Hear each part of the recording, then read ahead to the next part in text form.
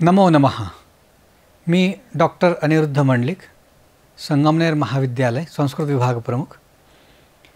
आपण संधी प्रकरणातील काही प्रकार हे मागील तासांमध्ये आपण पाहिलेले आहेत. त्यातील उर्वरित काही भाग जो आहे तर त्याचा अभ्यास आज आपण या ठिकाणी करूया. आपण साधारणपणे अचसंधी, हलसंधी आणि विसर्गसंधी हे प्रकार ह्या संधी प्रकरणामध्ये पाहतो. यातील अचसंधीमधील यणसंधी, अयादिसंधी, तसेच गुणसंधी, वृद्धिसंधी, सवर्णदीर्घसंधी, पूर्वरूपसंधी, पररूपसंधी आणि प्रकृतिभाव संधी याचा विचार या प्रकरणामध्ये केला गेलेला आहे. त्यातील काही उर्वरित जे काही प्रकार आहेत त्याचा अभ्यास आपण या ठिकाणी करूया. आपण या ठिकाणी सवर्ण दीर्घ संधी जो आहे त्या दीर्घ संधीचा अभ्यास या ठिकाणी करू. सवर्ण दीर्घ संधीसाठी पाणिनीय प्रक्रियेमध्ये पाणिनीय सूत्रानुसार अकस्सवर्णे दीर्घा असं हे सूत्र हे आपल्याला या ठिकाणी दिसतं. या सूत्रानुसार असे सांगितलं आहे की अक प्रत्याहारातील वर्णांच्या पुढे जर सवर्ण वर्ण येत असतील तर पूर्व आणि परवर्णाच्या जागी दीर्घ एकादेश करावा असा नियम या ठिकाणी आहे. जसं उदाहरणार्थ अक या प्रत्याहारामध्ये येणारे वर्ण कोणते आहेत तर आपण या ठिकाणी बघूया. यामध्ये अ, ई, उ, र, लृ हे जे वर्ण आहेत हे अक प्रत्याहारामध्ये येणारे वर्ण आहेत. त्यांच्या पुढे सवर्ण येण्यास या ठिकाणी सांगितलेलं आहे. हा सवर्ण म्हणजे कोणते तर अ या वर्णापुढे अ वर्ण आला पाहिजे, ई या वर्णापुढे ई वर्ण, उ या वर्णापुढे उ, तसेच ऋ पुढे ऋ असा आदेश जो आहे तर असा जो काही वर्ण जो आहे तर तो त्या ठिकाणी आला पाहिजे असा नियम हे सूत्र जे आहे तर ते सांगतं. लृ या स्वराचा दीर्घ स्वर नसल्यामुळे या ठिकाणी दीर्घ एकादेश इथे होताना दिसत नाही. मग आता हा नियम कसा आहे तर आपण बघितलं की अक प्रत्याहारापुढे अच प्रत्याहारातील सवर्ण असला पाहिजे. म्हणजेच काय तर अ पुढे अ किंवा अ पुढे आ किंवा आ पुढे अ किंवा आ असा जो काही या ठिकाणी वर्ण आहे अर्थात स्वर जो आहे तर तो इथे आल्यानंतर त्यात होणारा दीर्घ एकादेश कुठला आहे तर तो आहे आ. तसेच ई किंवा ई च्या पुढे ई किंवा ई असा जर सवर्ण या ठिकाणी येत असेल तर तिथे ई असा आपल्याला दीर्घ एकादेश झालेला या ठिकाणी दिसतो. त्याचप्रमाणे उ किंवा उ तसेच त्यापुढे उ किंवा उ हा जर स्वर या ठिकाणी येत असेल तर त्याचा दीर्घ एकादेश जो आहे तर तो उ असा होताना आपल्याला दिसेल. र किंवा र या स्वराच्या पुढे जर त्याचाच सवर्ण र किंवा र अर्थात ऱ्हस्व किंवा दीर्घ पुढे ऱ्हस्व किंवा दीर्घ यापैकी कुठलाही वर्ण जर येत असेल तर त्या ठिकाणी दीर्घ एकादेश होताना तिथे र असा दीर्घ हा संधी होताना आपल्याला दिसतो. म्हणून दीर्घ एकादेश होत असल्यामुळे या सवर्ण दीर्घ संधी असं म्हटलं जातं. अर्थातच आपण आत्ता बघितलं आहे की सवर्ण म्हणजे काय तर मागील सूत्रांमध्ये आपण याचा विचार केला होता की ज्या वर्णांचे उच्चारस्थानं किंवा अभ्यंतर प्रयत्न ही समान असतात अशा वर्णांना आपण सवर्ण म्हणतो. तर यामध्ये दोन सवर्ण परस्पर समोर येत आहेत आणि सोबत येत आहेत आणि म्हणून दोन्ही ठिकाणी हा एक आदेश होतो. दोन्ही वर्ण मिळून एकच आदेश दीर्घ एकादेश होतो. म्हणून यास आपण दीर्घ सवर्ण दीर्घ संधी असे या ठिकाणी म्हणतो. याची जर आपण उदाहरणं जर बघितली तर आपल्या लक्षात येईल की हा जो आहे यामध्ये आपण उदाहरण या ठिकाणी बघूया. इथे बघा भानु अधिक उदया हा जर आपण विचार केला उदाहरणाचा तर आपल्याला लक्षात येतं की भानुमध्ये येणारा उ हा ऱ्हस्व आहे आणि उदयामध्ये येणारा उ हा स्वर सुद्धा ऱ्हस्व आहे. उ हा स्वर आणि अधिक उ हा स्वर ऱ्हस्व अधिक ऱ्हस्व बरोबर या ठिकाणी दीर्घ एकादेश होऊन दीर्घ उ असा बदल झालेला आपल्याला दिसणार आहे आणि म्हणून हा सवर्ण दीर्घ संधी या ठिकाणी आहे. दोन्हींचा संधी जो होतो तो भानुदया अशा प्रकारचा होतो. त्याचप्रमाणे आपण उदाहरण लक्षात घेऊया. कमला अधिक आ करा. इथे आ अधिक आ हे दोनही स्वर जे आहेत, कमलामधील आ आणि आकरामधील आ, ह्या दोन्हींचा जर संधी केला तर तो आ असा दीर्घ एकादेश होऊन कमलाकराह अशा प्रकारचा संधी अर्थातच दीर्घ एकादेश या ठिकाणी झालेला दिसेल. कवी अधिक ईशः, इथे वी कवीमधील ई हा ऱ्हस्व आहे, ईशःमधील ई हा दीर्घ आहे. ऱ्हस्व अधिक दीर्घ बरोबर दोन्ही मिळून दीर्घ एकादेश झाला आणि तो झाला कवीशः असा आपल्याला संधी होताना दिसतो.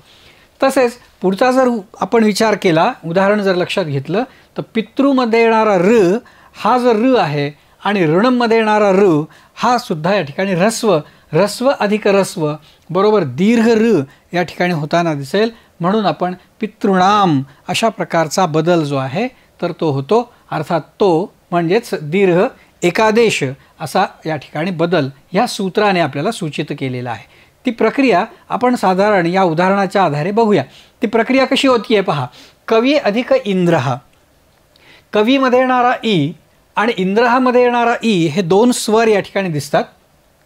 कवीमधील जो अंत्य आलेला वर्ण स्वर आहे तो म्हणजे ई ऱ्हस्व आहे, तो अक प्रत्याहारामध्ये येतो. त्यानंतर इंद्रहामध्ये येणारा ई हा अच प्रत्याहारामध्ये येतो आणि तो अर्थातच सवर्ण आहे.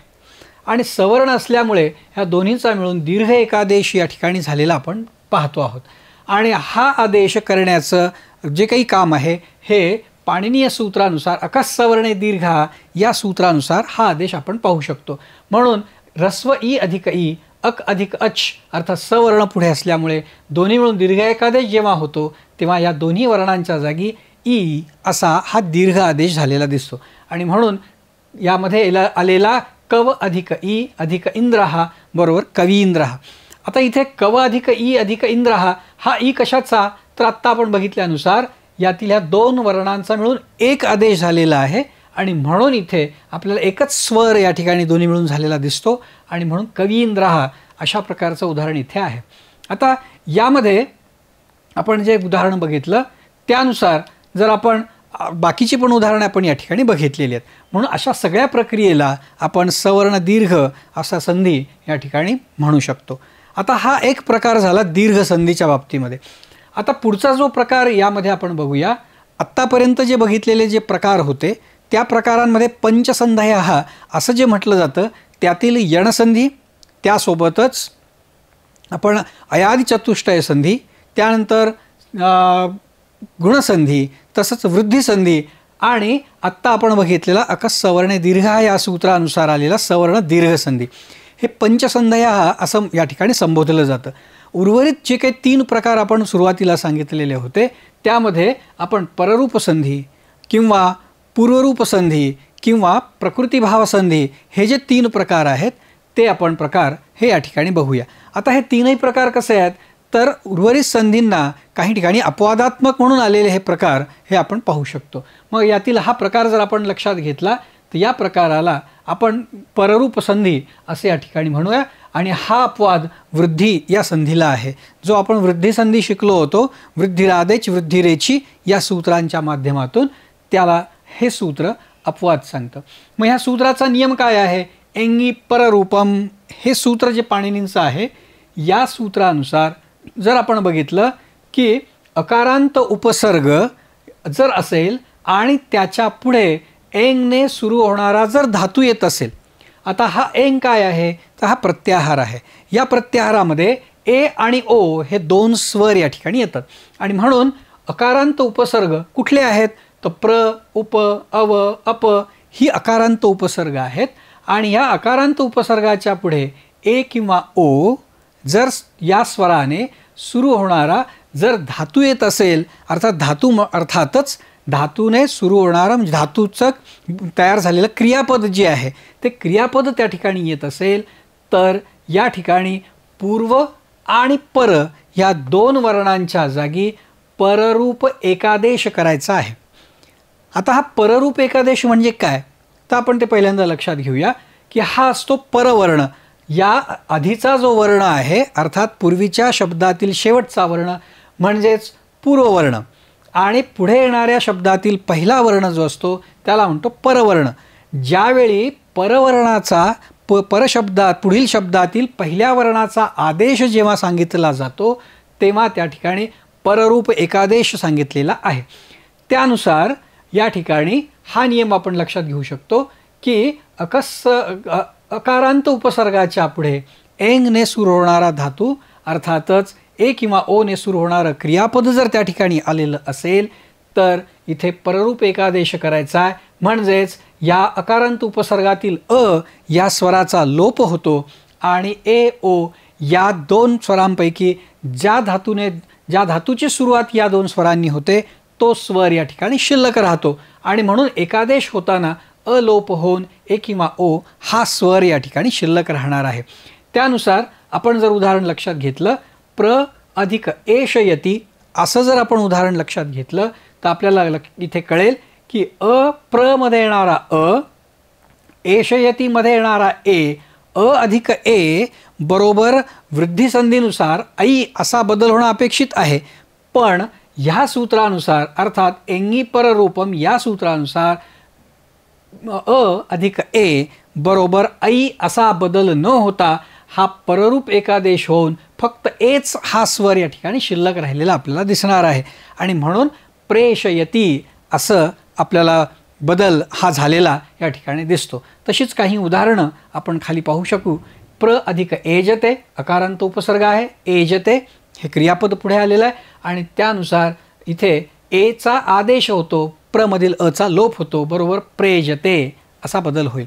उप अधिक औषती उपोषती म्हणजे इथे सगळे बदल जे आहेत तर ते वृद्धी संधीला अपवादात्मक आहेत हे आपल्याला या ठिकाणी लक्षात येणार आहे. अव अधिक एजते अवेजते अर्थात आपण प्रत्येक वेळी बघतो अ अधिक ए ऐ अ अधिक ओर औ असे बदल न होता इथे जो परवर्ण आहे त्याचाच आदेश या ठिकाणी आपण बघतो आहोत.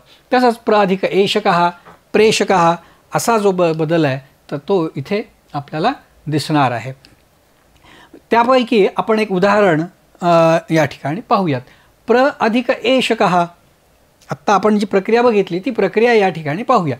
प्र अधिक एषकः यामध्ये अ हा पूर्ववर्ण, एषकः मधील ए हा परवर्ण आणि त्यानुसार अकारांत हा उपसर्ग आहे. कसा लक्षात घेतला? कारण प्रमध्ये अ हा स्वर दिसतो.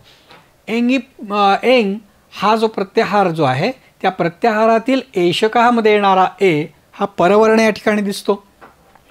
त्यानुसार इथे जर आपण पाहिलं तर अ आणि ए बरोबर ऐ हा असा बदल न होता पररूप एकादेश एंगी पररूपम या सूत्राने झालेला आहे आणि म्हणून परवर्ण येणारा ए याचा आदेश इथे झालेला आहे आणि प्र अधिक ए शकः बरोबर एकच वर्ण शिल्लक राहिल्यामुळे एक आदेश इथे दिसतोय आणि बरोबर प्रेषकः अशा प्रकारचं आपल्याला उत्तर जे आहे तर ते या ठिकाणी आलेलं दिसतं. आणि म्हणून या प्रकारचे जे काही उदाहरणं आहेत ही जर आपण लक्षात घेतली तर ही वृद्धी संधीला अपवादात्मक कशी आहेत हे आपण या सूत्राच्या माध्यमातून निश्चितपणे शिकू शकतो. तर हा या प्रकारचा पररूप संधी हा या ठिकाणी आपण पाहतो आहोत. धन्यवाद.